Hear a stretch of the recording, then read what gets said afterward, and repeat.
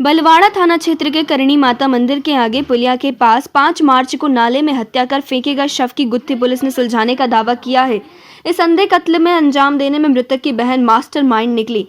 भाई के रोजाना शराब पीकर उत्पाद मचाने से तंग आकर बहन ने हत्या करवा दी। पुलिस ने मृतक की बहन सहित 2 युवकों और बाल आरोपित को गिरफ्तार किया है।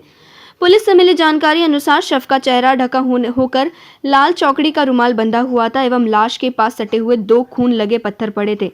चेहरा पूरी तरह शत विषित हो चुका था। गर्दन पर घाव के निशान थे। शव के दाहिने हाथ की कलाई पर हिंदी में आनंद गुदा हुआ था। प्रथम दृष्टया मृतक की हत्या पत्थरों से कुचलकर की जाना प्रतीत होने एवं उसकी पहचान व साक्ष्य छिपाने के लिए उसके चेहरे पर रुमाल बांधा गया व उसे सड़क किनारे गहरे नाले में छिपाया गया। पाने जाने पर अज्ञात व्यक्तियों के विरुद्ध अपराध क्रमांक 65/2022 धारा 302-201 भादवी का पंजीबद्ध कर विवेचना में लिया गया। 5/3/2022 को एक सूचना मिली थी कि एक व्यक्ति की लाश काटकूट से ओखलेश्वर के बीच में साइड में रोड के किनारे पड़ी हुई है। उस सूचना पर वहाँ के चौकी प्रभारी परमार साहब और थाना प्रभारी बलवाड़ा पहुँचे थे, उन्होंने और मैं भी पहुँचा था। तो वहाँ जब देखा तो एक व्यक्ति की लाश पड़ी हुई थी। उसकी उम्र करीब 25 से 30 साल तक हम लोग सोच रहे थे उसकी है। उसका मुँह ढका हुआ था और जब मुंह खोल कर देखा तो कीड़े उसमें पड़ चुके थे।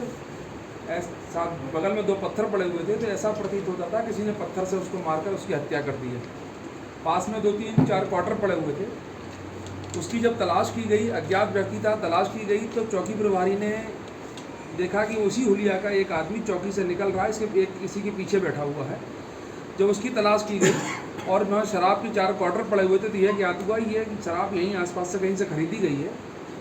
जब हमने सब वीडियो को वायरल किया, बताया तो एक जगह ये ज्ञात हुआ कि ये अंजड़ का रहने वाला है और इसका नाम पिता का नाम मौली है और ये आनंद कोहली के नाम से इसका पता ज्ञात हुआ। आनंद पिता मालू कोहली निवासी अंजड़ का ज्ञात हुआ।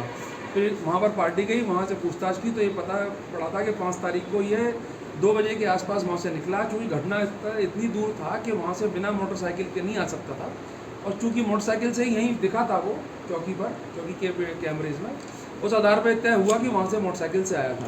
तो सब फुटेज निकाले गए। फुटेज निकालने के बाद में ज्ञात हुआ कि ये व्यक्ति 4 लोगों के साथ में आया हुआ है। सूचना के आधार पर, मुखबिरी के आधार पर 3 लोगों को पकड़ा गया और कहानी जो सामने आई ये था कि इसकी एक सगी बहन थी, उसकी शादी हो चुकी थी और शादी होने के बाद इसने अपनी पत्नी को मारपीट करता था, शराब पीता था तो चली गई थी।